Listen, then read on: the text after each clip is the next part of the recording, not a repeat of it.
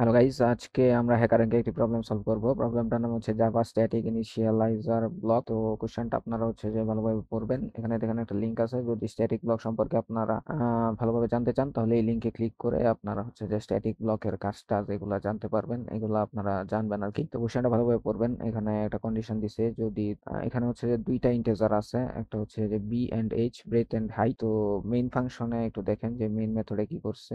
ওরা হচ্ছে যে বি এন্ড এইচটাকে গুণ করে ওরা এরিয়া বের করছে এবং এরিয়ার মানটা হচ্ছে যে প্রিন্ট করে দিছে। তো ওরা কন্ডিশন দিছে, যদি এরিয়ার মানটা হচ্ছে যে 0 থেকে বড় হয় তাহলে তো এরিয়ার মানটা প্রিন্ট করবে, আর যদি 0 থেকে ছোট হয় তাহলে দেখেন এই যে আদারওয়াইজ প্রিন্ট জাভা ডট ল্যাং ডট এক্সেপশন, এই এক্সেপশনটা হচ্ছে যে থ্রো করবে। তো এটা হচ্ছে যে প্রবলেমটা, অর্থাৎ বি এন্ড এইচ দুইটা ভ্যালু, এই দুইটা গুণ করে যদি এই দুইটার গুণফলটা হচ্ছে যে 0 থেকে বড় হয় তাহলে তো এরিয়াটা প্রিন্ট করবে, আর যদি 0 থেকে ছোট হয় তাহলে হচ্ছে যে এই এক্সেপশনটা প্রিন্ট করবে আর কি। এই যে এই এক্সেপশনটা প্রিন্ট করতে হবে। তবে ওরা একটা কথা বলে দিছে, সেটা হচ্ছে যে এখানে স্ট্যাটিক ব্লক ইউজ করতে হবে, যেহেতু এটা প্রোগ্রামের নামই হচ্ছে জাভা স্ট্যাটিক ইনিশিয়ালাইজার ব্লক। কোশ্চেনটা আপনারা ভালো মতো পড়বেন, পড়লে দেখবেন যে ওরা বলে দিচ্ছে যে আপনাদেরকে স্ট্যাটিক ব্লক ইউজ করে এই কাজটা করতে হবে। তো এখানে দেখেন আপনারা বি এন্ড এইচ ওরা গুণ করছে, গুণ করে এরিয়াটা হচ্ছে যে প্রিন্ট করছে, কিন্তু বি এন্ড এইচ হচ্ছে যে আপনার ওরা ইনপুট হিসাবে নেয় নাই। সো আমাদেরকে ইনপুট নিতে হবে আর স্ট্যাটিক ব্লক ইউজ করতে হবে। আর যেহেতু আমরা হচ্ছে যে এখানে এক্সেপশন থ্রো করব,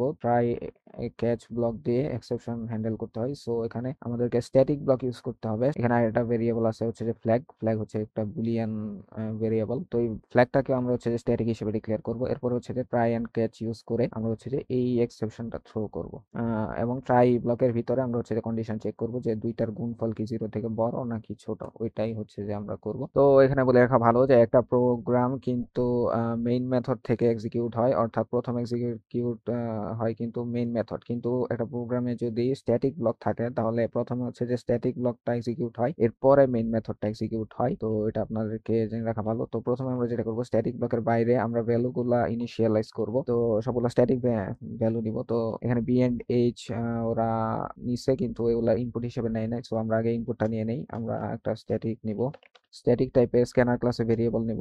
স্ট্যাটিক স্ক্যানার ভেরিয়েবল নাম দিলাম input, call new scanner system dot in. তো স্ক্যানার ক্লাসে ভেরিয়েবল নিয়ে নিলাম স্ট্যাটিক টাইপের। এরপরে স্ট্যাটিক নিব স্ট্যাটিক বি, এটাকে আমরা ইনপুটটা এই জায়গাতে নিয়ে নিব, input dot static B call input dot, সমস্যা আসে না কেন। আচ্ছা, স্ট্যাটিক এটা হচ্ছে যে একটা ইন্টিজার টাইপের ভেরিয়েবল বি। এরপরে হচ্ছে input, input dot next integer, বিটা নিয়ে নিলাম, ইনপুটটা নিয়ে নিলাম আর কি বি। এরপরে হচ্ছে স্ট্যাটিক ইন্টিজার টাইপের H height equal input dot next integer, এটাও নিয়ে নিলাম। এরপরে আর একটা হচ্ছে স্ট্যাটিক বুলিয়ান। বুলিয়ান ওই যে ফ্ল্যাগ, যেটা ওই ফ্ল্যাগটা নিব, কিন্তু ফ্ল্যাগটাকে আমরা প্রথমে হচ্ছে যে ট্রু করে দিব। সো এই গেল ভ্যালু গুলা ডিক্লেয়ার করা, ভেরিয়েবল গুলা ডিক্লেয়ার করা এবং ইনিশিয়ালাইজ করা, এগুলো আর কি। তো এরপরে আমরা হচ্ছে যে স্ট্যাটিক ব্লক ইউজ করব।